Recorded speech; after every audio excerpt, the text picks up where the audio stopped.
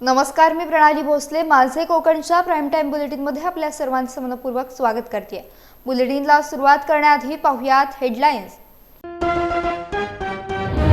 बळीराजा संकटात आणि मुख्यमंत्री प्रचारात मग्न. शेतकऱ्यांच्या प्रश्नांवर ठाकरेंचा सरकारवर हल्लाबोल.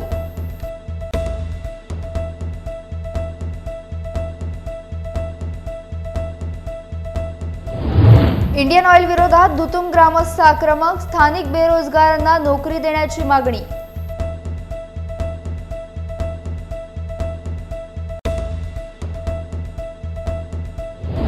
अलिबागमध्ये सरकार विरोधात एकवटल्या विविध संघटना. सरकार विरोधात घोषणाबाजी करत केला निषेध.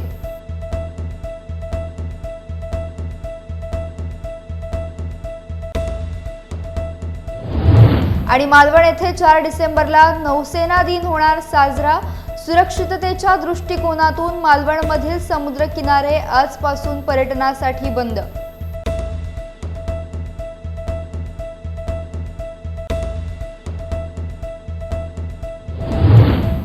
पाहुयात सविस्तर वृत्त. बळीराजा संकटात आणि मुख्यमंत्री प्रचारात मग्न.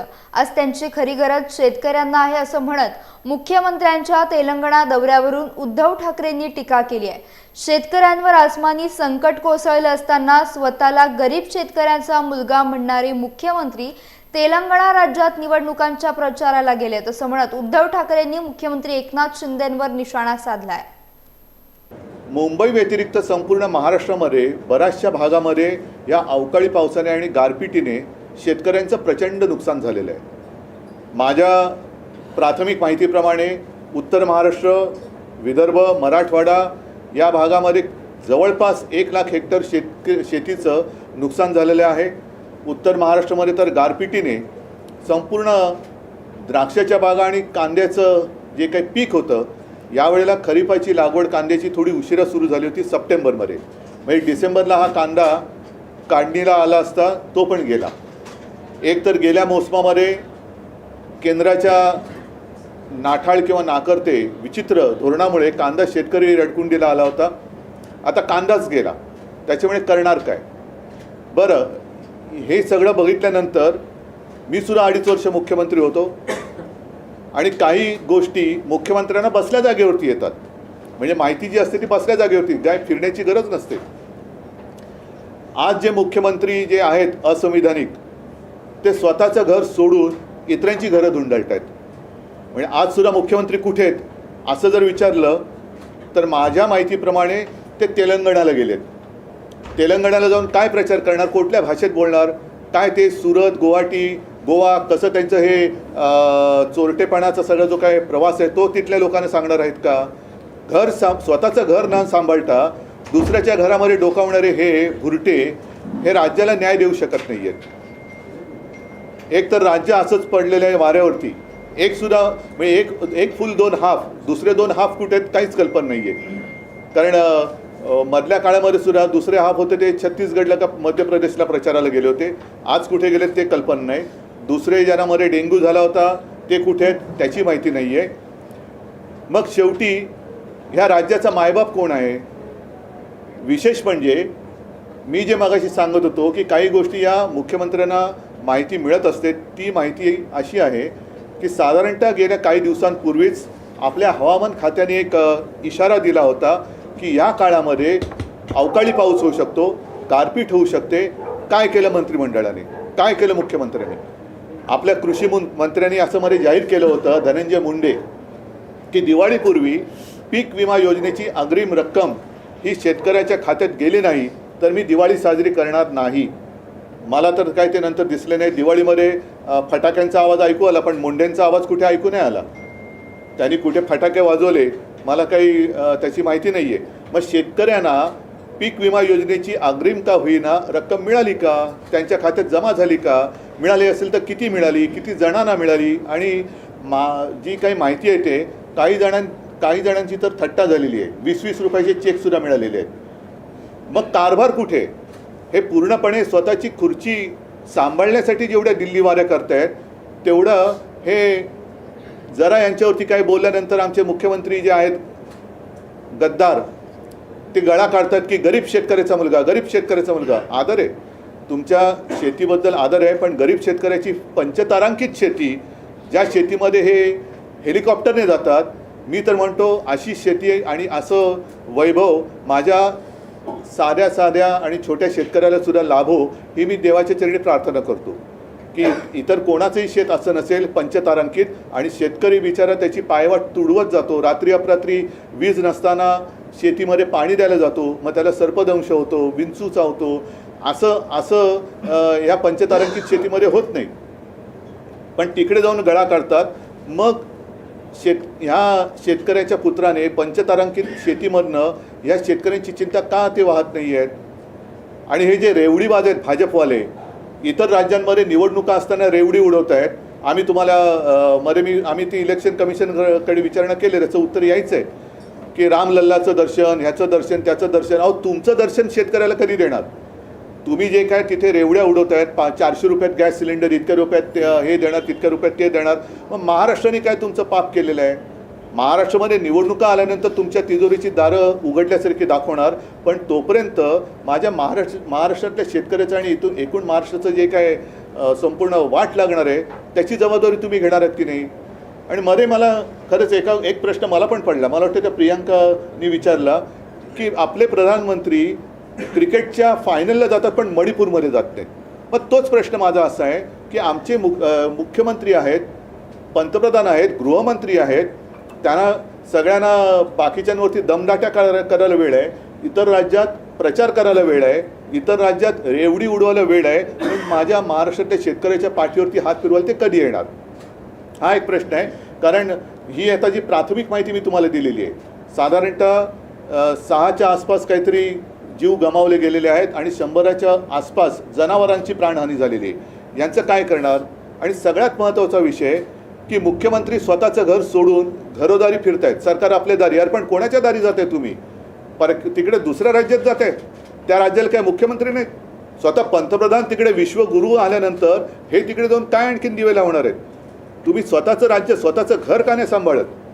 या शेतकऱ्यांना तुम्ही कधी मदत देणार आहात? आणि भाजपला सुद्धा माझा प्रश्न आहे की तुम्ही इतर राज्यांमध्ये जे काय सगळं मुक्तपणाने थापा मारतायत, त्या थापा आता आवरा. आणि महाराष्ट्रामध्ये आज निवडणूक नाही आहे, पण निवडणुकीची आम्ही वाट बघतो आहोत, संपूर्ण महाराष्ट्र आज वाट बघतोय. तेव्हा मात्र तुमचं जे काय हे कुभांड आहे, हे कुभांड फोडल्याशिवाय महाराष्ट्र राहणार नाही. तुम्ही लवकरात लवकर तुमचं ट्रिपल इंजिन असेल, आणखीन किती इंजिनं लावायची ते तुम्ही बघा, पण त्या इंजिनातून थापांचे धूद न सोडता भरघोस मदत आजच्या घडीला जी गरज आहे ती माझ्या राज्यातल्या शेतकऱ्याला करा. आणि ताबडतोबीने मी तर म्हणेन आजच्या आज कॅबिनेटची बैठक घेऊन या सगळ्या परिस्थितीचा आढावा घेऊन ताबडतोब तुम्ही मदतीची नुसती घोषणा नाही तर मदत करायला जाहीर करा. तर सातत्यानं राजकीय दहशतवादाचा मुद्दा उपस्थित करून केसरकर राणेंच्या विरोधात लढले. दहशतवादाचं कारण पुढे करत ते राष्ट्रवादीतून शिवसेनेत गेले. मग आता राणे साहेबांना भेटल्यावर तो राजकीय दहशतवाद संपला का असा प्रश्न उपस्थित करत केसरकर यांचे सावंतवाडी मतदारसंघातील प्रतिस्पर्धी भाजपच्या राजन तेली यांनी राणे आणि दीपक केसरकर यांच्या भेटीवर टीका केली आहे. आज केसरकर साहेब हे आदरणीय आमच्या राणे साहेबांना भेटले.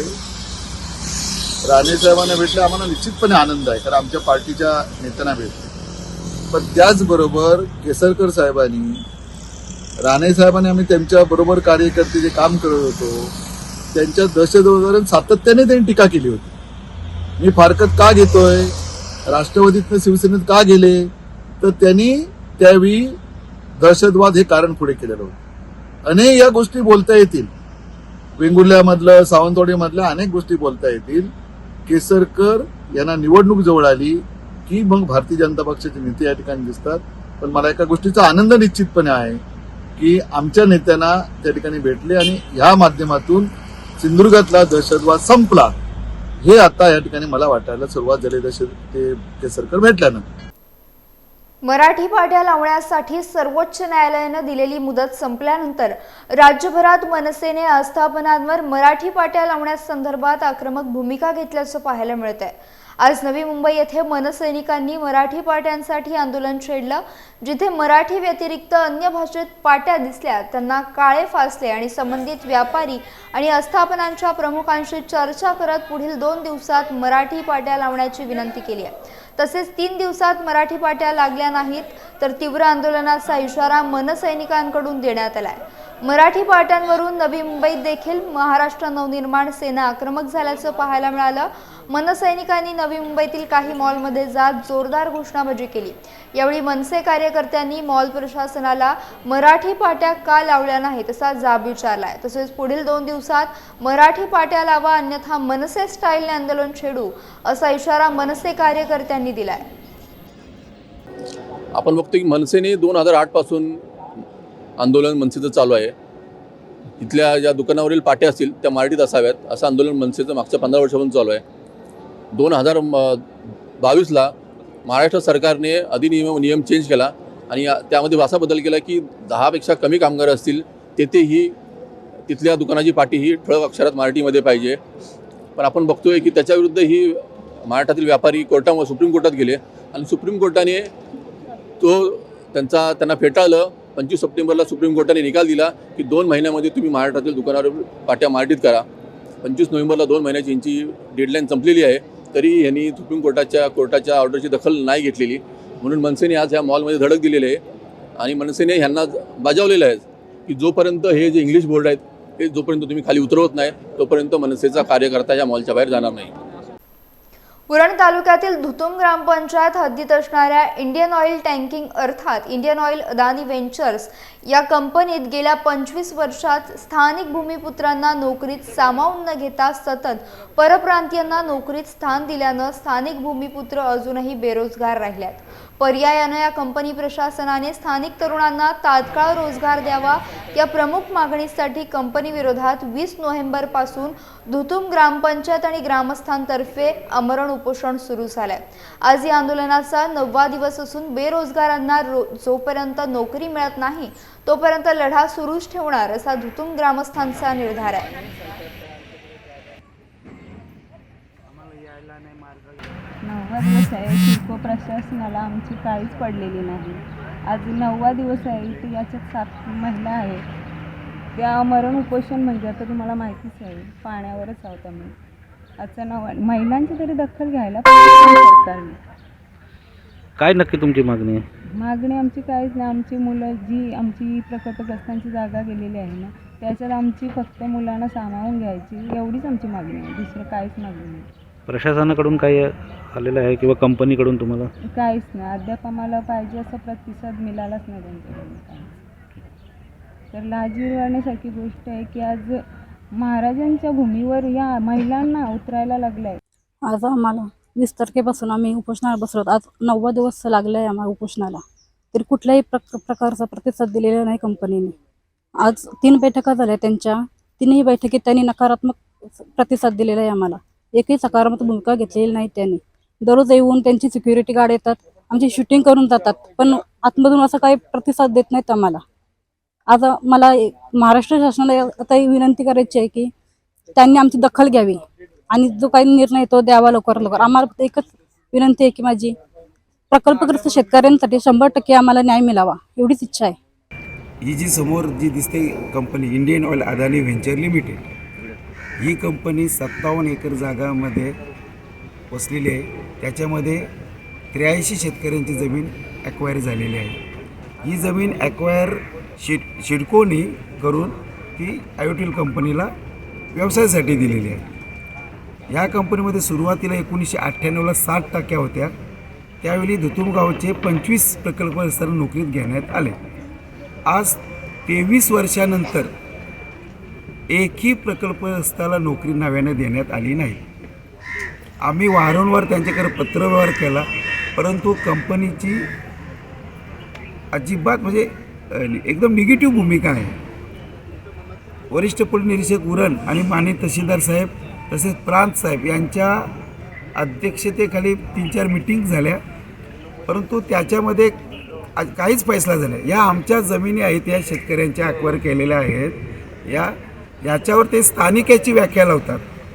म्हणजे बरेचसे UP बिहारचे लोक, सातारा, सांगली या आजूबाजूचे गावाचे येतात. आमचं म्हणणं काय, जागा आमच्या गेलेल्या तर प्रथम प्राधान्य हे आम्हालाच आहे. ज्या जागा आमच्याकडे अवेलेबल नसतील किंवा जी लोक आमची कामं करण्यास तयार नसतील तर त्या जागा आजूबाजूच्या गावातून सुरुवात व्हायला हवी. परंतु आणि आम्ही त्यांच्याकडे मागणी केली तर तुम्ही सांगता ना स्थानिकांना आम्ही दिलेल्या आहेत नोकऱ्या, आम्हाला तुम्ही ती यादी द्या, त्याचा संपूर्ण तपशील द्या, त्या कामगाराचे नाव, त्याच्या गावाचे नाव, शिक्षण, कामावर रुजू झाल्याची तारीख आणि हुद्दा, म्हणजे सर्व स्वच्छ होऊन जाईल. प्रांतांनी त्यांना आदेश दिले, तहसीलदारांनी आदेश दिले, पोलीस निरीक्षक वरिष्ठ साहेबांनी आदेश दिलेत, पण प्रत काय आमच्या हातात आजपर्यंत आली नाही. पहिल्या दिवसापासूनची आमची मागणी आहे.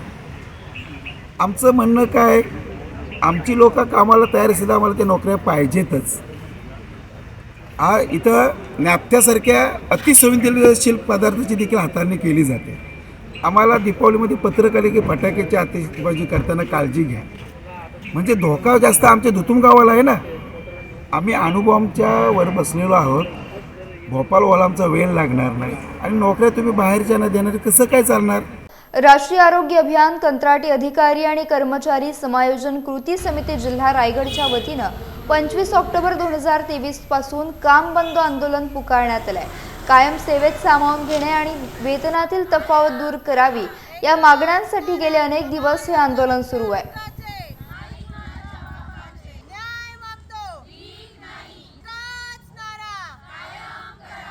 अंतर्गत कंत्राटी कर्मचारी आहोत. गेली 15 ते 17 वर्षापासून आम्ही आरोग्य विभागामध्ये कार्यरत आहोत. परंतु आता 25 ऑक्टोबर 2023 पासून आम्ही काम बंद आंदोलन केले आहे. तरी सरकार आमची दखल घेत नाही आहे. या संदर्भात आमची मागणी फक्त एवढीच आहे की यांनी जी सरळ सेवा भरती आहे त्याच्यामध्ये बिनशर्त आमचं समायोजन सरसकट सर्वांचं समायोजन करावं. अन्यथा जोपर्यंत समायोजन करत नाही तोपर्यंत समान काम समान वेतन तरी लागू करावं.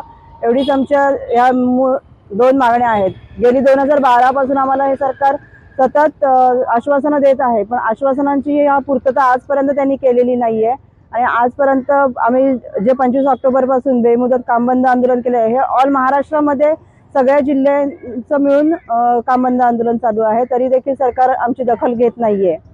तरी सरकारने आमच्या लवकरात लवकर मागण्या मान्य करून आमच्याकडे आमच्या सर्वांची दखल घेतली पाहिजे. या मागण्यांची एवढीच आमची मागणी आहे.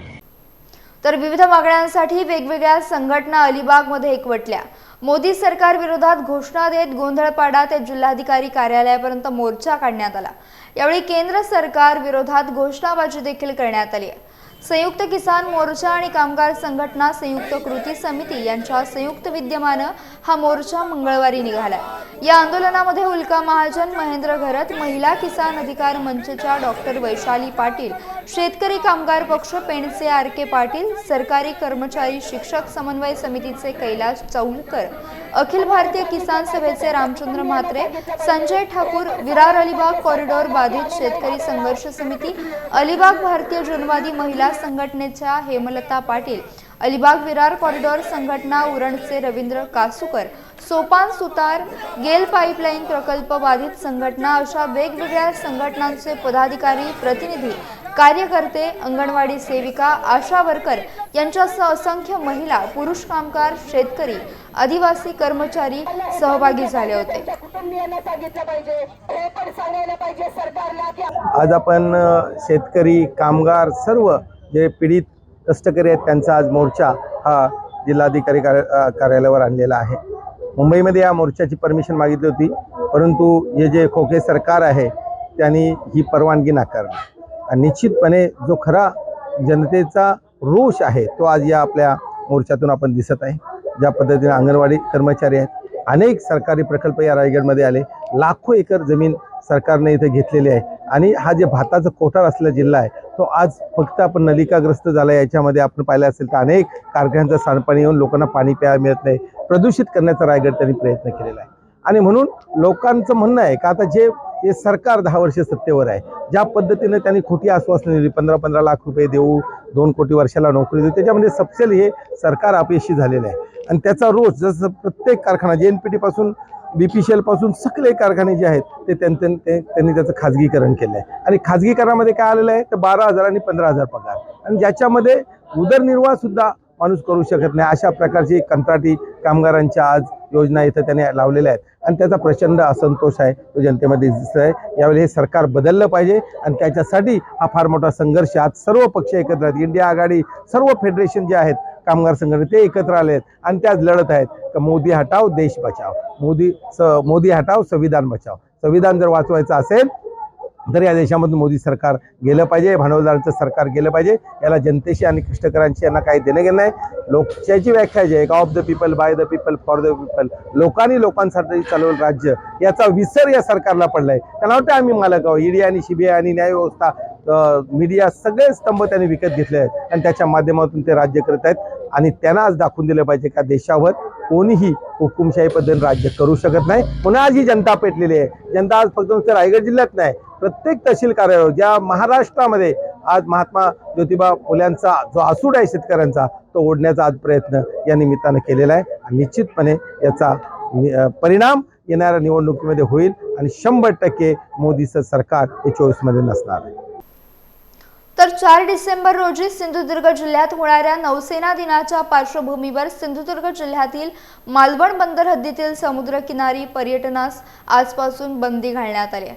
त्यामुळे इतर वेळी पर्यटकांनी फुलून जाणाऱ्या मालवण समुद्रकिनारी शुकशुकाट पाहायला मिळतोय।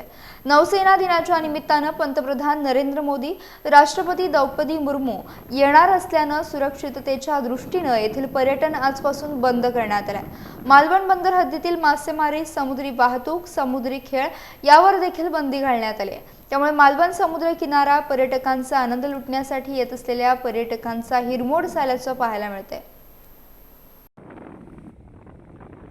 बौद्ध समाज युवा संघ रायगडच्या पुढाकारानं भारतीय संविधान गौरव दिनाचा 74वा वर्धापन दिन नागोठणे येथे सामाजिक कार्यकर्ते संतोष गायकवाड यांच्या अध्यक्षतेखाली डॉक्टर बाबासाहेब आंबेडकर सामाजिक सभागृह येथे पटांगणात पार पडला। यावेळी विविध धार्मिक, वैचारिक आणि प्रबोधनात्मक कार्यक्रम आयोजित करण्यात आले होते। यावेळी छत्रपती शिवाजी महाराज, महामानव डॉक्टर बाबासाहेब आंबेडकर यांची हुबेहूब वेशभूषा, व्यक्तिरेखा साकारलेले व्यक्तिमत्व कार्यक्रमाचे आकर्षण ठरले।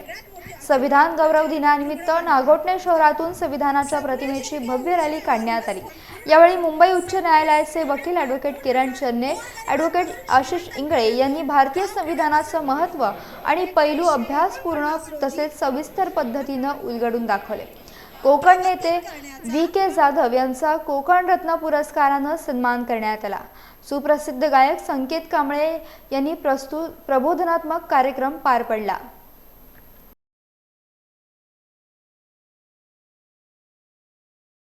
आपण संविधान दिन साजरा करतोय। ज्या काळामध्ये बोलण्यावर बंदी आहे, आम्हाला अभिप्रेत आहे तेवढंच बोला, त्याच्यापेक्षा जास्त जर बोलला तर कारवाई होईल। अशा या सगळ्या परिस्थितीमध्ये आपण संविधान दिन साजरा करतोय। एकीकडे आनंद आहे, परंतु दुसरीकडे उभे असणारे वर्तमानाचे प्रश्न जर आपण समजून घेतले नाही, संविधानाच्या समोर असणारे धोके जर समजून घेतले नाही, तर केवळ उत्साह आणि उत्सव होईल। त्यामुळे त्याच्या बाबतीमध्ये देखील आपण सगळ्यांनी गंभीर असण्याची गरज आहे। तुकाराम महाराज असं म्हणतात की बुडती हे जन ना देखवे डोळा, येही कळवळा मनोनिया। आपणासी जे जे ठावे ते दुसऱ्यास सांगावे, शाने करून सोडावे सकल जग। माणसं जातीच्या नावानं, धर्माच्या नावानं मारण्याचं काम सुरू आहे। जाती जाती, धर्मात, पंथात जातीच्या नावानं भांडण लावण्याचं काम सुरू आहे। अशा काळामध्ये मानवताच धोक्यात आलेली आहे, समता धोक्यात आलेली आहे, स्वातंत्र्य धोक्यात आलेला आहे, बंधुभाव धोक्यात आलेला आहे। आणि अशा वेळी जर शहाण्या माणसांनी समाजाला जर जागृत केलं नाही, सर्व शहाणी माणसं एकत्र आली नाहीत, तर पुढे जे काय होणार आहे ते आपल्याच मुलाने सगळं वाढून ठेवलंय याची जाणीव आपल्याला असावी। तळा शहरातील ऐतिहासिक तळगड किल्ल्यावर शिवकालीन कार्यक्रमांची रेलचेल पाहायला मिळाली. दुर्गरत्न प्रतिष्ठान महाराष्ट्र राज्य यांच्या माध्यमातून तळगडावर दीपोत्सव कार्यक्रमाचे आयोजन करण्यात आले होते. या निमित्तानं शाहिरी साज, मलखांब, व्याख्यान, कीर्तन यांसारखे शिवकालीन कार्यक्रम सादर करण्यात आले. महाराजांनी आपल्या पराक्रमाने अनेक गडकिल्ले जिंकले, मात्र हल्लीच्या पिढीला महाराजांचा इतिहास माहीत नसल्यानं त्यांच्याकडून गडकिल्ल्यांचे पावित्र्य जपले जात नाही. त्यामुळे आजच्या तरुण पिढीला महाराजांचा इतिहास माहिती व्हावा आणि त्यांच्याकडून महाराजांनी जिंकलेल्या गडकिल्ल्यांचे पावित्र्य जपले जावे, यासाठी दुर्गरत्न प्रतिष्ठान महाराष्ट्र राज्य या संघटनेतर्फे कार्यक्रमांच्या माध्यमातून शिवकालीन आठवणींना उजाळा देण्यात आला. तसेच रात्री 8 वाजता संपूर्ण तळगड किल्ल्यावर दीपोत्सव साजरा करण्यात आला. या कार्यक्रमाप्रसंगी दुर्गरत्न प्रतिष्ठान महाराष्ट्र राज्य सर्व पदाधिकारी आणि सदस्य मोठ्या संख्येने उपस्थित होते.